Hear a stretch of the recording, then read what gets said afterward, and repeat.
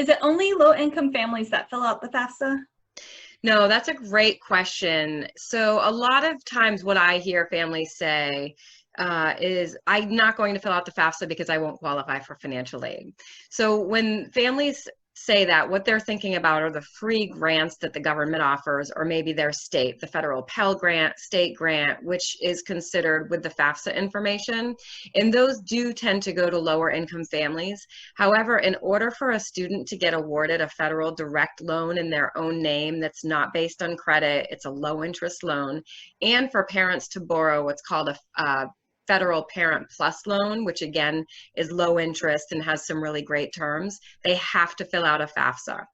So they're really missing out on, even though it's loans, it's really a key source of financial aid.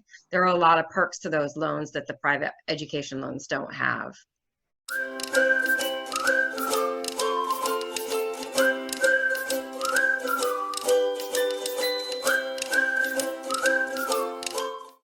Welcome back to Empower Your Teen. Today I am joined by Tina Steele, also known as the FAFSA Guru.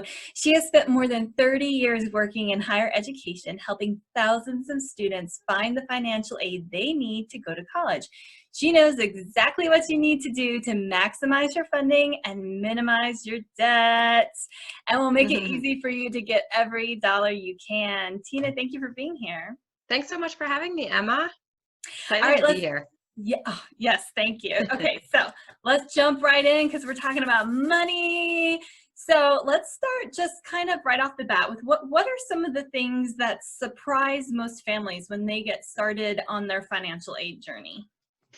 I think one of the biggest surprises is how overwhelming and confusing the whole process is. All the forms that need to be filled out, the many deadlines that need to be met, and also not realizing what their bottom line is going to be, especially if they're not prepared. So what that out of pocket is going to actually be. A lot of families don't realize, you know, in terms of college expenses and financial aid, you know, that they're still going to have a significant financial aid gap that they have to cover. Can you tell us a little bit more about that? Yeah. So the financial aid gap would be what the difference between the total cost of attendance at the college minus any financial aid that's offered. So colleges nowadays can cost anywhere from $30,000 all the way up to, you know, $70,000 plus a year. So a lot of times as families are kind of beginning this, especially families who've never been through it before, they know there's financial aid available and they kind of just think, okay, well, financial aid should cover a lot of the costs. And, you know, it's really surprising when the financial aid offers start rolling out and they realize they owe $30,000 or $40,000 in order for their student to attend. So it's really important for families to be prepared and start early in the process and make sure they're doing everything they can to maximize those aid offers. So what benefit does starting early have? I think it just helps them be prepared and starting early, you know, understanding all of the options that are available to them, what the deadlines are, doing the research. Every college has different deadlines when it comes to the financial aid forms, finding out what colleges require the FAFSA, what colleges require the CSS profile form, you know, what scholarships are out there and available. I mean, students really should be searching for scholarships all through high school. And at the very minimum, they're the summer before their high school senior year. So a lot of times families will come to me at that crucial time, like August of the senior year. And, you know, I am encouraging them to get going with the scholarship searching because that's where a lot of students leave money on the table. Absolutely. So what are the different types of financial aid? There are several different types of aid. There is federal and state aid that you're applying for by filling out the FAFSA form. And that comes in the form of grants, which are free, which tend to be for lower income families, along with student loans and federal work study. And then there's institutional aid that comes in the form of free scholarships offered directly by the colleges. And sometimes colleges will require a supplemental financial aid form known as the CSS profile in order to determine how much of this they're going to award. And then lastly, there are outside scholarships, which is free money offered by different organizations where there's not one universal form for students to fill out. There's a lot of different applications. So that's why I mentioned students should be searching for those early. And then there's alternative and private education and student loans too. Okay, so that's a lot. And There's a you're lot. known as the FAFSA Guru. So is your, when you work with families, is it mainly for the FAFSA or is it any kind of financial aid? It's the whole financial aid process. I kind of came up with that business name because that's mostly what families are searching when the time comes. They're trying to figure out FAFSA, and that's the main financial aid form. But I help families navigate the entire financial aid process from the beginning of high school senior year all the way through, because I always say financial aid is not just a season. It's something that families need to be focused on year round, planning, preparing. There's always something else to be doing, paperwork that needs to be filled out, and putting things in place to just get the best financial aid offers possible. So, yeah. I like to tell my clients, think of it as like kind of like a part-time job or like a side hustle to just constantly, what are more scholarships that I can find? What can I do? Do I fill out a form? Do I write an essay? Just constantly look for scholarships. And there are even some, I remember when I was in school, I thought you did all that before you got into college and then that was it. It was set. Mm. And then I realized, oh my gosh, there's more that I can be going for even, a year or more into every year. Yeah. Yeah, every year in college, students should be applying for those scholarships. Always. There's a lot of scholarship money that goes unused, each year. And I think that the thing about scholarships is they're a little bit more tedious. There's separate applications to fill out, deadlines that need to be met and things like that. But once students get into the groove of applying for them, they can apply for a lot. I mean, and it can make a really big difference. Mm-hmm. So is it only low-income families that fill out the FAFSA? No, that's a great question. So a lot of times what I hear families say is, I'm not going to fill out the FAFSA because I won't qualify for financial aid. So when families say that, what they're thinking about are the free grants that the government offers, or maybe their state, the federal Pell Grant, state grant, which is considered with the FAFSA information.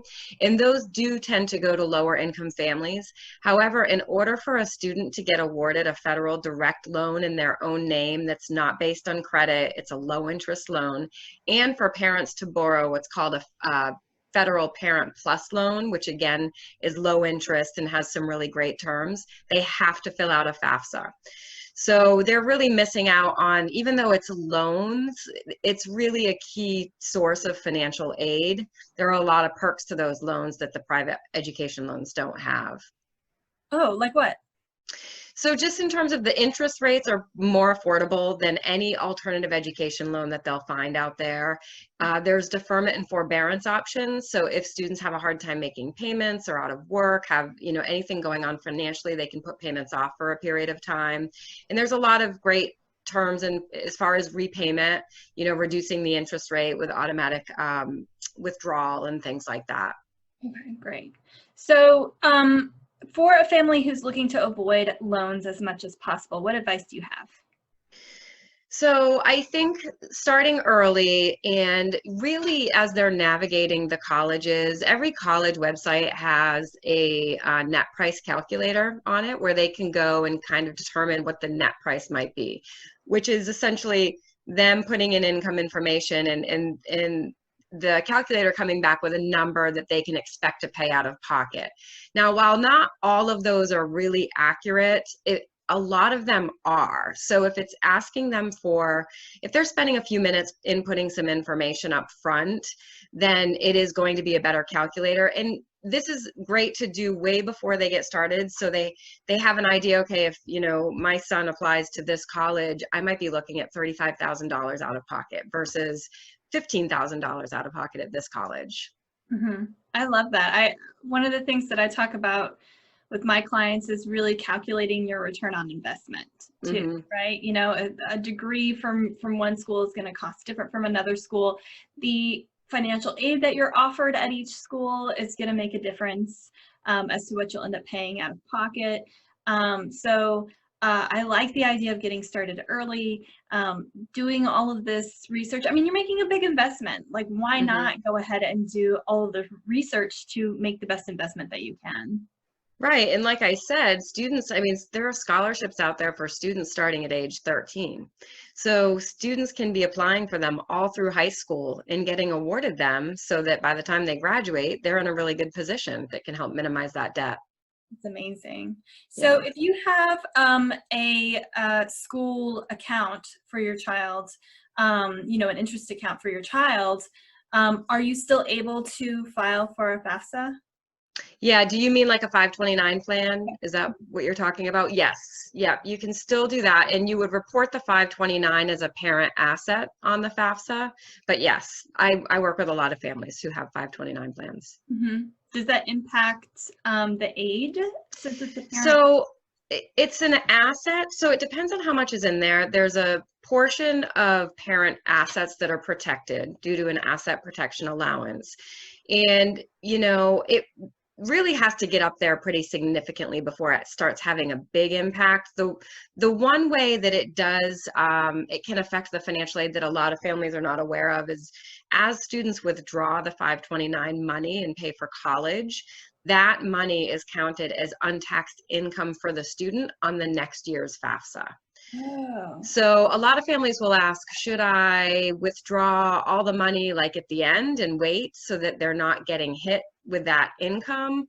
Or should I withdraw it in equal increments throughout all 4 years? And I always say it really depends on how much you have in there and how much of an impact it's going to have on, that particular child's financial aid. Wow. And that's something that clients can sit down with you and look at in more detail. Is that right? Yes, yeah. I have a couple of programs that I offer, but one of them gives clients more direct access to me along with my team for any questions they might have along the way.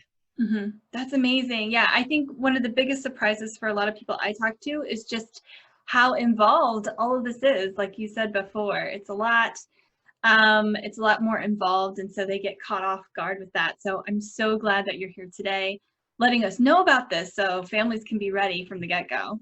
Yeah, yeah, it's great information to have. The other thing I wanted to point out in terms of what families can do to really minimize their debt, because not a lot of families are aware of this, but they can appeal their financial aid offers when they do come out.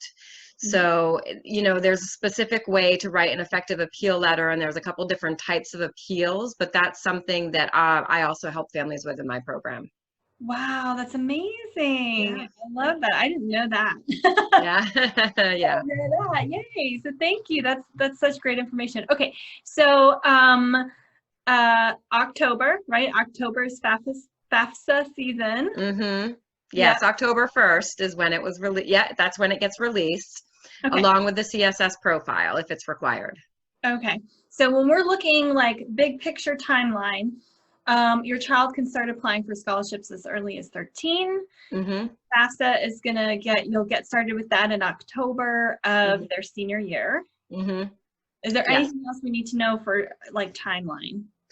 And the only other thing would be once those financial aid offers start coming out, then you'd want to be appealing it within a couple of weeks after the financial aid offers are received. Okay. Yep. And FAFSA every year. Every single year.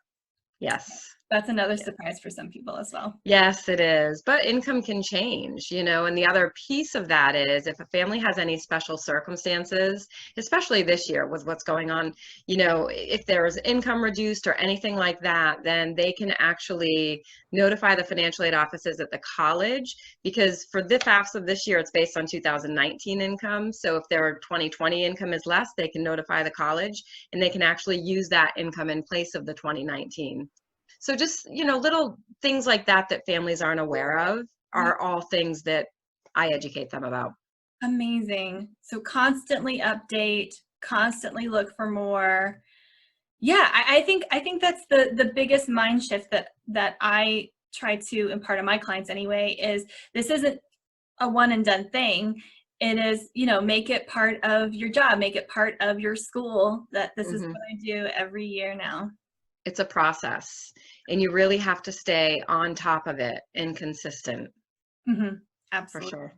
Well, I'm so glad that there are people like you out there helping families with this, because that's going to save them just so much time and heartache and mental load. you know. Thank you for being here, and thank you for giving us a heads up and all this information. I'll make sure that families find you. Thank you so much. I appreciate you having me and helping to educate your following, because it's so important. Yes. All right. Have a good one. Let's talk again soon. Thanks. Take care.